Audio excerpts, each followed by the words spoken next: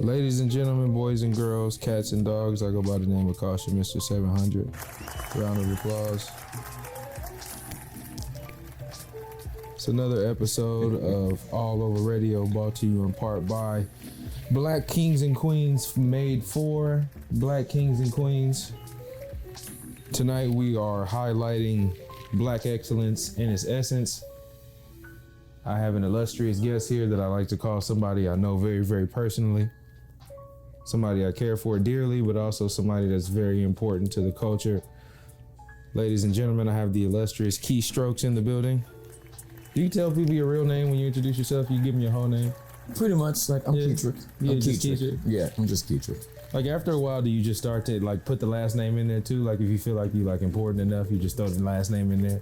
No, because it's only one of me. That's a route. What's the Jamaican gun for that? Like, play that. You know what I'm saying? For real. Yeah. Well, how's everything going? I know you're here for a reason. So how's everything going? How have you been? What's going on with you? Oh man, I mean, everything's been cool. Everything's been love. Just hanging out. Happy to be here, first of all. I have to say thank you for having me. And we definitely appreciate you for stopping through. Now, the point of this series, for those who are watching and listening, is to highlight Black professionals, those in various fields or industries that represent us in a way that we need to be represented. Because there's a lot of stigmas and a lot of connotations about Black people, and even in professional fields, regardless of what it may be, whether it's a 9-to-5, whether it's a actor or a basketball player, there's always a certain tone that's given when they speak of us in a sense, right? So, sure. If you can, just let people know what you do for a living, what's your profession, and how long you've been in it. Well, sure. I mean, yes, I am Keitric Starks, aka Uncle go. Key Double O. There we go. DKA Key Strokes. It's the strokes for me kind of thing. There we are. Here I am. So I'm a makeup artist. I work as a makeup artist in the makeup and the TV and film industry mostly.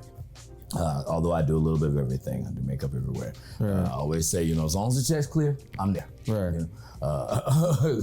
And I've been in the industry now for about over half my life. I've been in business for a long time. Yeah. What got you into that? Like, how did that start? I didn't know what else I wanted to do.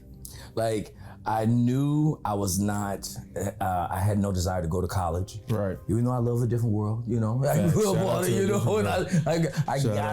and I appreciate, what that experience could have or would have been for me, but it was not the choice I made at that time in my life. Looking back on it, the only thing I will say as far as HBCUs, I do appreciate that type of brotherhood, the culture that comes from that. Something about being around your people. You know what I'm saying? Yeah. So I do kind of hate that I missed out on that part. Right. But instead, I chose to, get to work. Right. I was finishing high school. It's kind of a short but long story. I was finishing high school, basically, flipping through the paper, it's back when we had newspapers. Right. The good old days. Listen, shout out to those days where you had to get your news from a piece of fucking paper. You had to be looking at the want ads, you're trying to figure out the persons, what's going on, books. What can I do, to be experimented on, call that one here and hang your 100 number here, but there was a big ad for cosmetic school, cosmetology school, and basically I was like, oh, well, I guess I could do that. Because I knew people who cut hair and, did, stuff like that. So I was like, well, that at least will give me something to do until I figure out what I want to do. Right. So I did that. I went to cosmetology school and had a great time there. It was cool, whatever. I learned a lot of things. I had a lot of really cool experiences, and I found that it was an easy groove, you know what I'm saying? Right.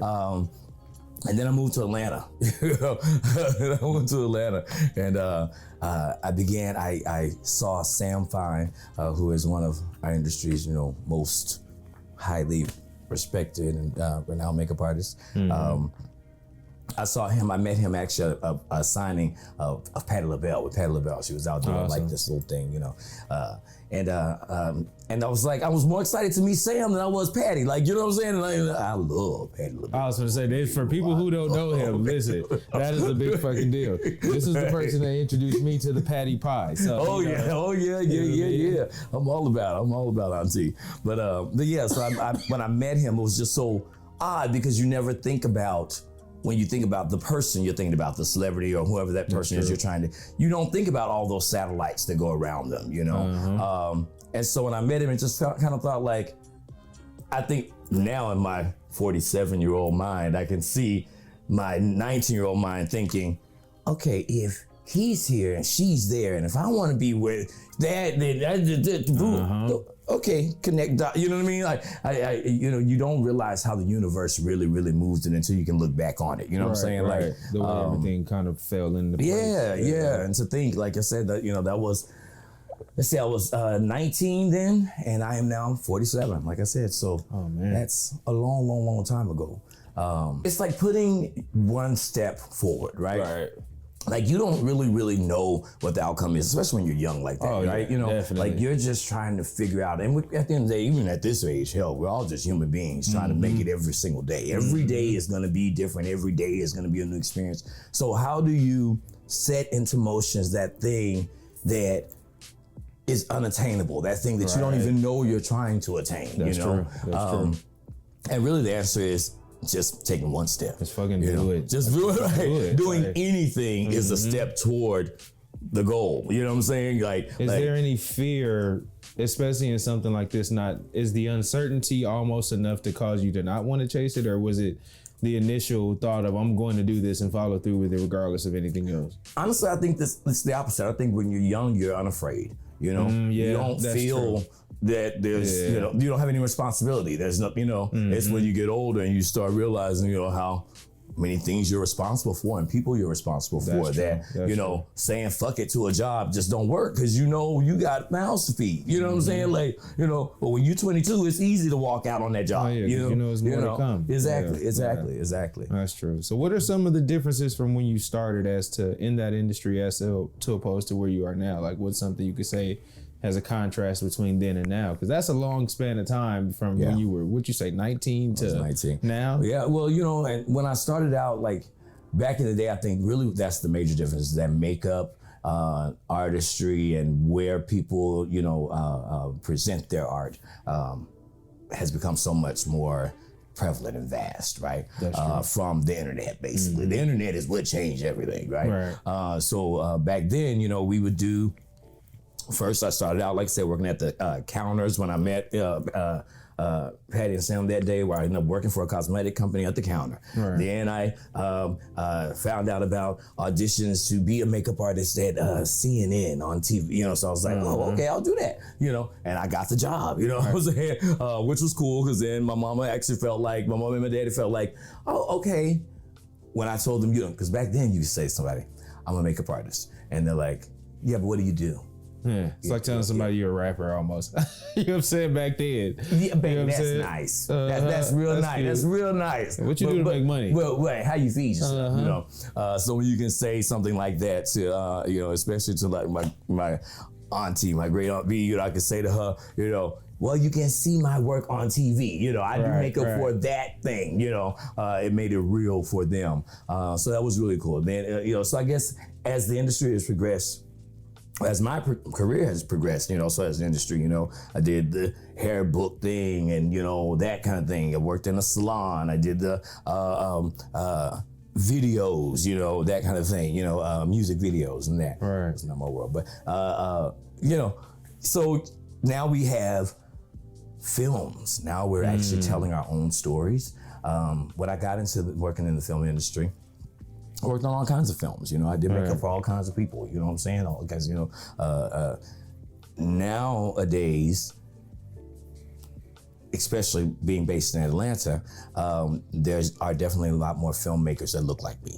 There are a lot more filmmakers that, you know. That was my next question as well. Like, was moving to Atlanta unknowingly then a step towards Right. Hell yeah. Exactly. Hell yeah. Hell yeah. Hell yeah. Did I know that? No. Exactly. No. Exactly. Like when I first started doing makeup in Atlanta, like it was really only a few people doing makeup, like, you know, in the same places. Like, so we all knew each other, you know what I'm saying? Like you would call up the next person and say, hey, they're, you know, look for artists down there, this video or this going on or that, you know. And so, you know, we all kind of, you know, knew each other. Now, and people's career changed and you wanted to move somewhere else. People moved away and I kind of stuck it out in Atlanta. You know what I'm saying?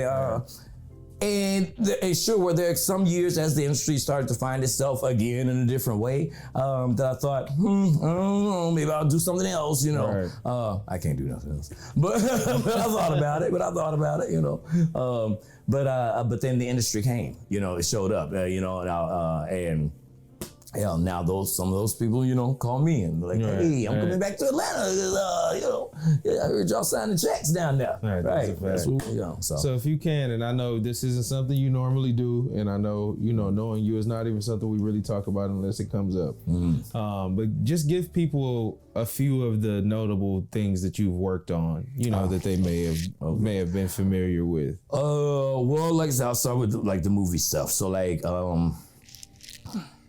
like I used to do like a lot of like MTV films and stuff like that, like TV made for TV movies, Lifetime of the Week movies and stuff like that, you know. And then I started working at Tyler Perry Studios. So For Better or Worse, way back in the day with Tasha Smith, which that is, you know, that's the it's a spinoff of How Did I Get Married, right? Why Did I Get Married?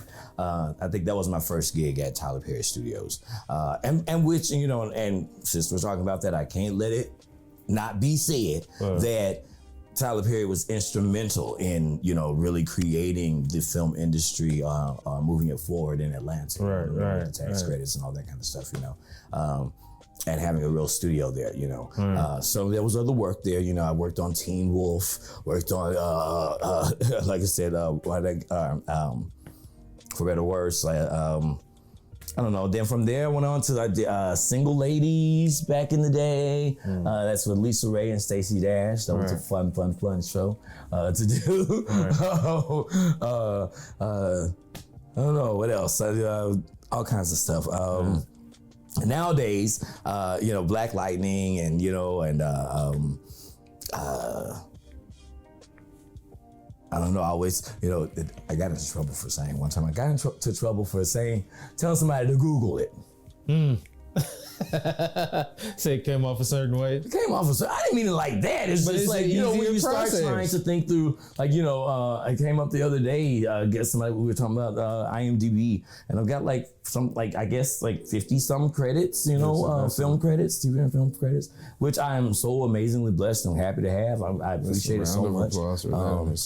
You know, now, you know, I'm shifting into a new phase in my career, which is exciting, and that is doing live music, you know, working with people like Jill Scott, doing the Who Is Jill Scott tour, has been an amazing experience that I could not have dreamt of in my wildest dreams. You know what I'm saying? Like, you know, so yeah. How did that relationship come about?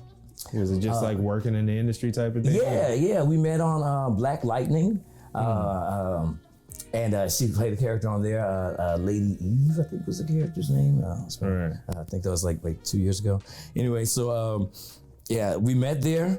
Like literally, like she came in, you know, got it together. I was the department head for that series for season 3, and I did her, went on, did our thing, you know, shot. About the second time she came in, I was doing something, and she says, "Oh, Jill, don't kill me for telling the story. I'm telling the story. I'm telling it." But you let me know if I'm making it up. She'll correct me later. We basically about the second or maybe third time I had done her, she says to me, you know, what are you doing when you finish this? You know, I'm like, yeah, I don't have anything really planned out. You know, and that's the great thing about being in this industry is that I always say I'm my own pimp. I say who, I say when, and I say how much. Okay? So, you know, so it's nice to be able to, you know, pick and choose, you know, or choose, you know, where you want to go. So anyway, I had nothing planned. She asked me if I would be interested in going on tour. And I was like, inside I was like, but I was like, yeah, we'll see. Right. call me. You know, you gotta play it cool. You know what I'm saying? You gotta keep it cool a little bit. You know, I don't want to lose all my cool points.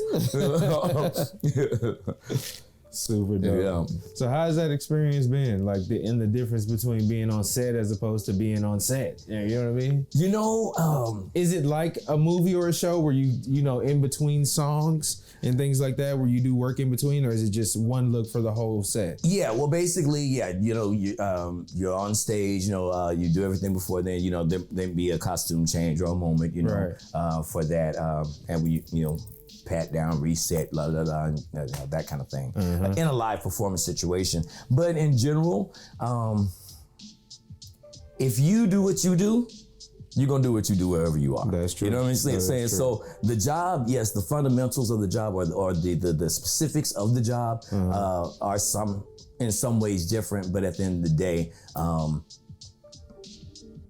if you do what you do, you're gonna do what you do. It still works out the same. I hate to not to, you know, to a degree, just talking about what we're talking about here, which is about, you know, Black excellence, right? So I was not brought up in an environment where I necessarily was able to make the excuse of, you know, you just do it. Like there was no, my parents, I'm so blessed with the parents I have because they raised me in a way to always believe that I could do anything. You know what I mean? So, so I guess, you know, going into this business and being able to shift and change and do whatever it, you know, calls for. And I often tell people, you know, if you think that you want to be whatever you want to be, you know, whether it's a makeup artist, you know, in this field, whether you want to just, some people think they want to work with celebrities, for instance, like, you know, which is not a goal, first of all. Don't do that. Don't do that. That's one of the things that they say when you get to meet your celebrities, like meeting your heroes and stuff like that. It's never what you expect. It's never what you expect. You know what I'm saying? Yeah. Sometimes it's better than what you expect, but sometimes that shit is worse. Right. You know? But the goal of doing anything should never be to, you know, meet somebody or to be in somebody else's presence. It should be really about being the best you can be, wherever you can be. You know, so if it's a matter that you want to work in the industry, now that's something else. You know what I'm saying? If you say I want to work in the industry, that's cool. There are plenty of, you know, working actresses that we know that we may not know their name. You know, several of which I've worked with. You know, and I appreciate so much. You know, people I have grown up seeing on TV, you know what I'm saying, that I've gotten an opportunity to work with, that is like, whoa, it's like whoa, like how is that even a thing? Like, you know what I mean? Like I never really saw that. I just knew I was doing makeup. Right. So when somebody turned around and said, "Oh, do you want to work in the movie business? Oh, you should come work in the movie business with Dion Wynn." I said, "Oh, okay, cool." You know, I showed up one day and the shit stuck. You know. Next thing you know, here it is. I always say, people ask me, you know, hey, when did you know you made it? When did you know you made it? I say, you know, truth be told, working with Jasmine Guy. Whitley from a different world. Like, to me, like, I grew up with that. That's a fact. So, like, and, you know, there are plenty of people I've had the beautiful opportunity to do makeup on people, you know, on Oprah and shout out to all the work on P.Valley and, you know, all these shows. P.Valley, exactly. P.Valley, oh my God. You know, like, it's been amazing. But Jasmine Guy, for me, was that like, I can imagine was like that moment of like, oh my God, like somebody like, this is it. Right. There's always that moment, there's a little bit of imposter syndrome, you know, where you think somebody's gonna come in the room any minute and tap you on the shoulder like, how'd you get in here? Right. You know? Right. But that's the shift in the industry that I can see, honestly, also, is that, you know, people are more apt to, you know, look to you for your expertise because you've been there. That's true. That's true. So, which is how I got the job. Right. But, so how would you describe the climate in that specific industry? Is that more so now because of the type of movies and things and shows that you work on that are like predominantly Black? Are there times where it feels like the industry is biased towards even maybe white or more privileged makeup artists for certain jobs and things like that? Like, does that type of thing happen? Let's see. Because I know you trying to make me go there. Because I know you. I gave it trying to make me go there. I gave it to you. Yes or no? Okay. And there's a reason that I asked that, but because I think a lot of people think, okay, if you're a black makeup artist, you got to do a black show because black skin and black makeup. So are there those things that are prevalent? Or? Okay, so I cross my legs. Okay. Grab this lighter real quick. Take your time. Take your time. We here for it. However long you need.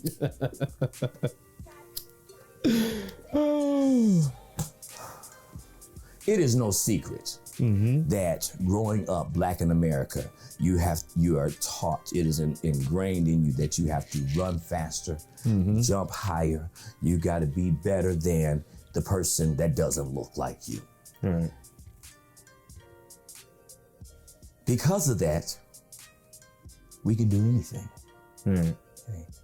So there's never been a question of showing up on set or showing up at my job and there being a job in front of me that expected of me that I could not do. Right. As far as a makeup artistry, okay? So like for instance, anybody that sits in my chair, I can do their makeup, okay? The difference is, it has not always been the opposite, when stuff there. So a lot of times when I first started in this, a lot of times I would be called to work on a show specifically because I'm there to do the black actors. Because the person who's department heading or whatever, who is leading the job, that's not their expertise. Let's just say. Right. Yeah. Truth is, they don't have the makeup in their kit. They don't even have the colors. like no shade. Like it's one of those things when you show up to a job and you realize that you've got everything you need to do whatever it is that you need to do. It's something as simple as, like I said, we're talking about doing makeup. Right. So when people ask me, like when people first, start asking me about, what makeup do I need in my kit? You need everything. Right. You never know what you're going to have to do. You never know. But the expectation was never on white makeup artists in this industry. It was never on them to be expected to do that because those were not the people on camera. Yeah, there weren't the roles for them. So, that's now I'm not saying that that's the case. No, but I think, I'm not saying there are not white makeup artists who can do black makeup. No, that is not the point of the question. But I'm saying but the industry as a whole and that feeling of knowing that it was not necessarily the expectation of them is the truth. That's just the truth. Right. And the expectation when you show up, you are expected to do everybody. Like, I could not turn around and say, oh, I don't have the color to do that person's makeup. Right. I would never be asked back to that job. Right. Have a good day, sir. Have a good day. But you got people who have built careers, never having to consider doing makeup on darker skin. Listen, I don't do any gaslighting. I don't. And I'm with you. I'm down with you. Hey, it is what it is. That was it just, is what it is. I gotta throw that in there just because I know in every industry there's always a path and there's always a story as to why and how you got there. Yeah. And I think if you overlook it, you can't say like, hey, there was a certain time where like a black actor wasn't expected to be on screen and then they were. Yeah. And so how were they prepared for those actors? Not just, the film crew and everybody else, but like even down to makeup. Yeah. And so I think representation is always important in every facet and every level of everything. I think, nowadays, and like I said, now there are more of us on set in general. Right. So yes, you got black people lighting black people. Right. You got, so knowing what that is, knowing where to put the light, and where to reflect it and how to, catch it best, without excuses or without trying to create something else. Now, don't get me wrong. At the end of the day, also working in this business, an important part of this business is also getting rid of the ego and understanding that it's not really about you. So like if you're watching a show and you're thinking about the makeup, then it's probably not, unless it's a show like P.Valley, where the makeup is so in your face, the hair and makeup so in your face. Right. But on a show like that, I can't imagine, working on a show like that without people who understand and write for the culture, without Keitric and Jay Danielle was the department head for makeup, like without these people who really, really, really understand the story you're telling, there's no way you can tell that. There's no way you can do that, you know. And it's inauthentic, and it comes across. You know what I mean? Like it comes across. Right. What are some of your favorite work that you've ever done, as far as like when you look back on it and say like, hey, I fucking did that. Like, honestly, I'm gonna say P.Valley, only because it's so new. You know what I'm saying? Like still to me, fresh like on the mind. I mean, new looks. Oh, I got you. So different techniques. It's right. Like, you know, we're doing stuff that, you know, when I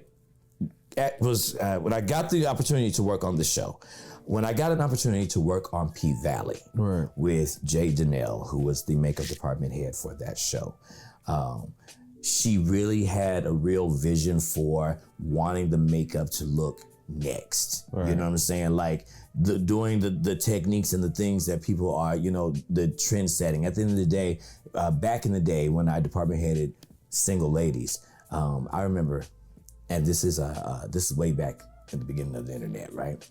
I remember somebody calling me and asking if I saw Twitter. There was a makeup artist, a very popular makeup artist, celebrity makeup artist at the time, who made a comment about makeup that I had done on Lisa Ray. It was something about yellow eyeshadow or something. You know?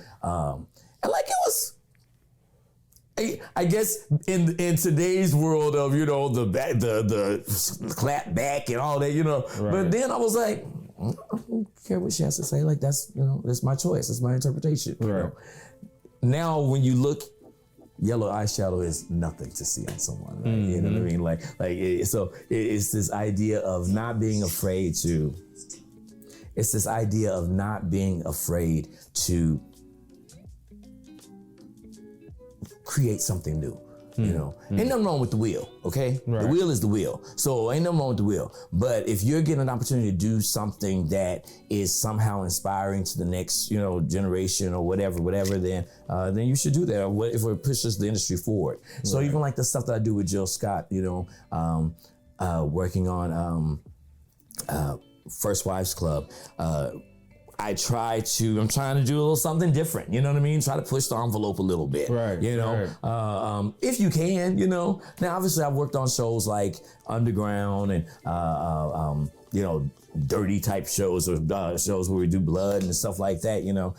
So there's not always an opportunity to do that. So if you get an opportunity to do something, if beauty makeup is your thing, if you get an opportunity to do something that is next level or something that pushes the envelope, then, you know, challenge yourself to do that. You know, furthers the portfolio, especially. Exactly. You know, getting things on your resume that can say you can do it. But even like, is that a different type of like going about it? Like how you approach it is a completely different type of setup as far as like doing the blood and the dirt. Oh and yeah.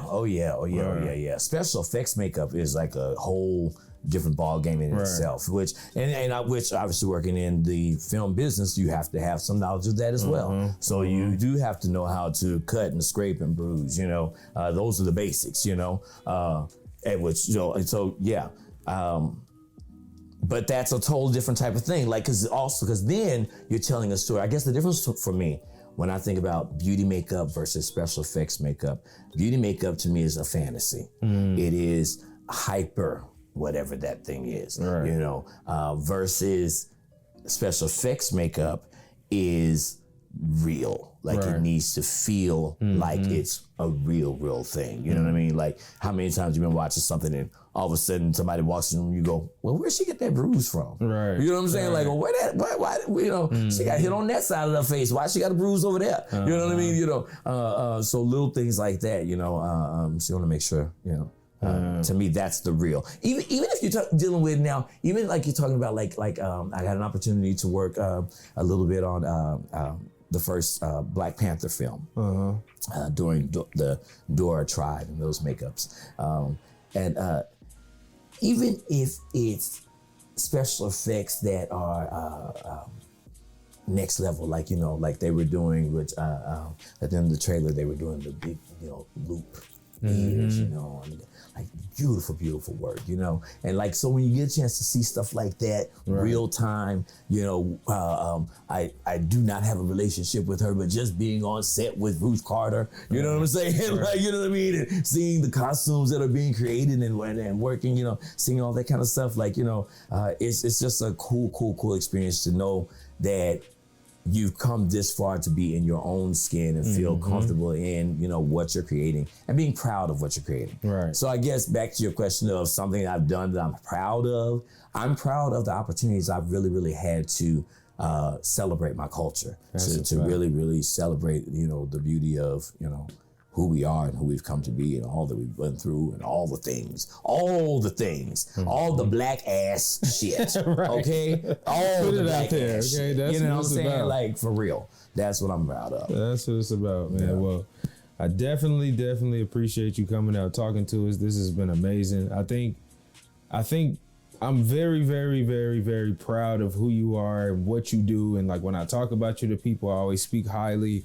And only because I feel like there's a lot of dope people in a lot of different areas of life that don't get a lot of shine for who they are. And like, and people never ask like, who's doing that person's makeup? Or, you know what I'm saying? So I feel like I do a series called Life Behind Bars and Music, where I talk to a lot of the creators of music, you know, the engineers and the producers. And I do that because there's more that makes the machine work than just what you see on the fucking surface. You know what I'm saying? So shout out to you for that. Also, let people know where they can find you. What's your, you know, your socials? Well, on Instagram, I am Keystrokes. I'm pretty much Keystrokes everywhere. That's Kei Strokes. And I'm gonna make sure I put it on the screen, a nice little word, so you can see it and take it in. Any last words or thoughts for the people before we get out of here? Man, you know, if I could really say anything, if I had an open mic to just say anything I wanted to say to the world, to people in general, I would say love on each other more, love yourself more. You know, stop. I'm trying not to be controlling. I'm trying this new thing. So I'm gonna go back to that. I'm trying this new thing where I'm trying not to control people, right? You know, when you tell people, you say to somebody what they should be doing or what they, you know, people, they can't take that. They can't take that, you know. So I'm trying to tell people without telling people, be better. Just do better, you know. Like, you know, every day, give yourself grace, you know what I'm saying? You know, give yourself a chance, you know what I'm saying? But we're only human beings just trying to do the best we can every day. But your goal is to do the best you can on that day. Live in righteousness, people. That part. Do unto others and continue to live fruitfully and, you know, pour into others as you can. Right. But don't be so righteous that you can't be wrong. That's true. You know what I'm saying? Like, is that a us thing? Like, is that just, you know, when we feel like we so righteous, you fist in the air? Sometimes. Yeah. We dig our feet in and we just decide that, no, that's what my grandma taught me, and so that's all it. There's a different grandma way. only knew what she knew then. Right. You know what I'm saying? When you know better, you do better. That's what Maya Angelou teaches us, right? Gotcha. Well, again, thank you for coming out. Appreciate you. Again, this is All Over Media, All Over Radio. Caution, Mr. 700. Appreciate y'all for coming by. Y'all have a good one. Power to the people.